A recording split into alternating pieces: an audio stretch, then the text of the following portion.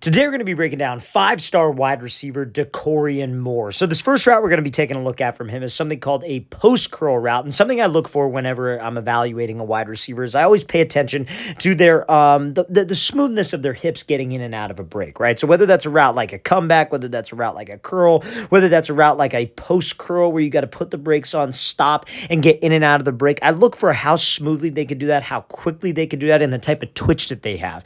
And Moore has all of that. So when he breaks into this post route, obviously we're trying to get this DB to think that we're running a post. We have to run hard. We got to run with long strides. We got to have my hips and my shoulders committed to the post route. We have to essentially sell it, right? Just like how I would sell vertical on a comeback route all the way up to the break point, and then I drop my hips to get in and out of this break. So he breaks to this post route. Now, when you guys drop on any type of break, it's so important that we are able to change my pad level and drop as quickly as I can to not give this DB any time to react, right? You almost want to think of it like there is a string attached to your chin and somebody has taken that string and pulling it straight down to your knee. You are trying to slam your chin on your knee. I tell my wide receivers all the time, try to touch your chest to your quad. I will also say, act like you're playing musical chairs. The music stops, we drop and sit down right now into the break. And that's something that all elite wide receivers have, or I should say all elite route runners. You look at guys like Tank Dell at the next level.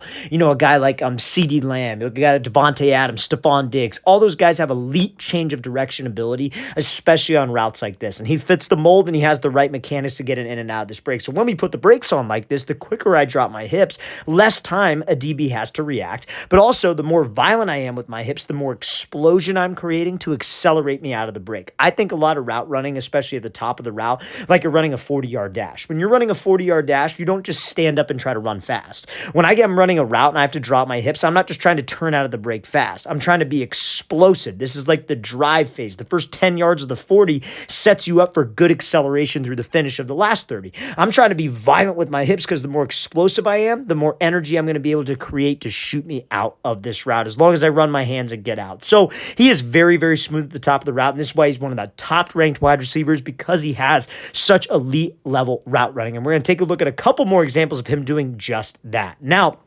another thing, like I mentioned, that I look for in wide receivers, especially wide receivers who are coming up through high school, through college, to see if they have that elite level route running, is I look at their attention to detail on specific routes, like maybe a double move. So this is something called a post corner route, and this is a very, very detail-oriented route. Now, before I break this down, you guys, if you're a wide receiver watching this and you guys would like a daily training schedule that you could follow in the offseason, check out that very first link in the description below for our elite wide receiver training package. What you will get access to is 8 weeks of daily on-field route running workouts for wide receivers, like Monday you're doing this, Tuesday you're doing that, 8 weeks of daily gym workouts for wide receivers, and 4 weeks of speed developing workouts that wide receivers can do because speed is so important at the position. We break down the exact sets and reps for every single workout, every single drill, and we also provide examples of each exercise and each drill so you guys are not confused. So if you guys want to improve your skills this offseason, our elite wide receiver training package is for you. Check out that very first link in that description below.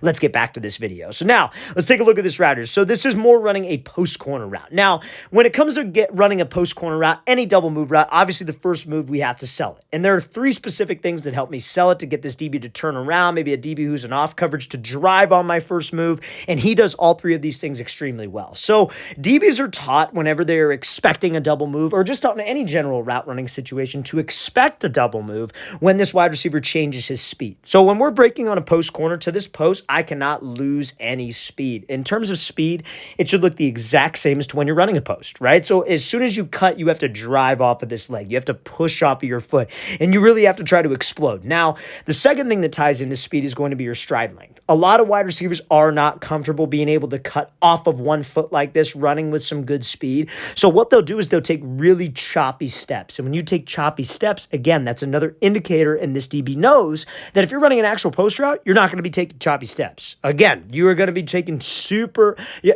it's going to be long strides. You're going to be trying to separate from the DB, and that is ultimately what we need even on that double move. So we need good speed off of the cut leg. We need long strides on the cut leg. And then last but not least, your body language has to commit.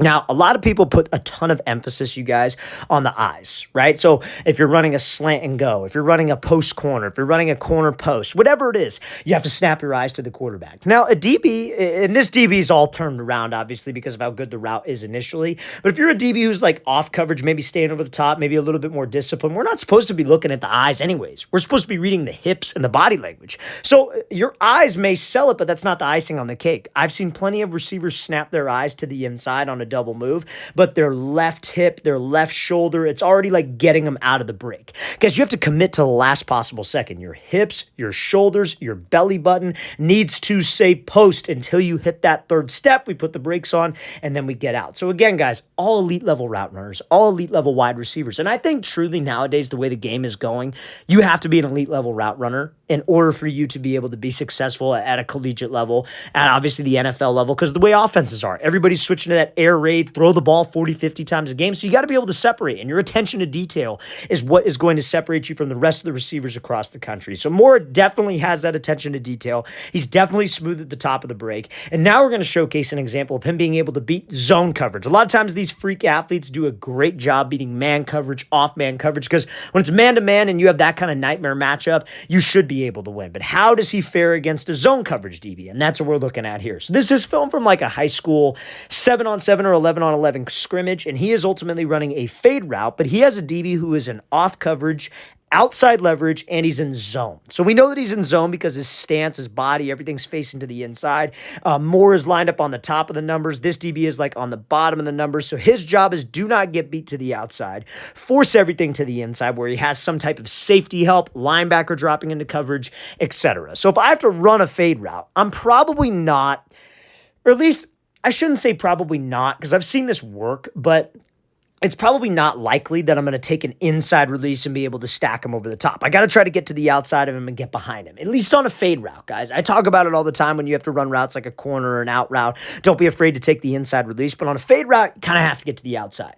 So let's watch what he does here. So he uses a great move called a vertical set. Now, a vertical set is a hard jab to the inside, which is essentially to get this DB to undercommit. Now, he does this little like tempo change, I guess you could say, but as he gets close to this DB, you see how he gives this little hard inside fake right here.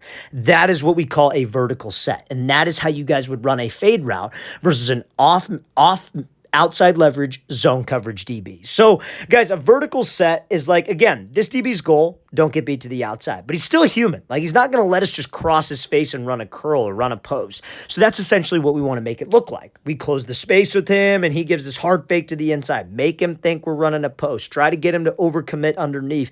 Try to get him to drive on something, get a little greedy, get his eyes in the backfield. And then when we push back out to the outside, we could get right past his hip because we closed the space. We stepped on his toes when we did this, and we could ultimately get behind him with enough space for my quarterback to throw me open. A lot of guys, what they will do with this vertical set is they will throw this move like right here. So they'll throw this vertical set, and maybe this DB crashes, but we still have to get to the outside of him, and this DB could recover, cut off the angle, and force me to that sideline. We want to throw this move, you guys, when we are right on that DB's toes, so when we do get him to commit, we go right past him. Hip to hip. I call that getting skinny because when you get skinny and run right past the DB, you're giving that quarterback a chance to fade you. And if you run a quarterback-friendly route, especially on a deep ball, especially when you're a good matchup receiver, that is very, very tough for a defense to stop. So that's, guys, how you would run a fade route versus outside shade, zone coverage. Use that vertical set move. Try to get that DB to crash. And again, guys, if you want to be an elite level route runner, you want to be an elite level wide receiver, you have to pay attention to the details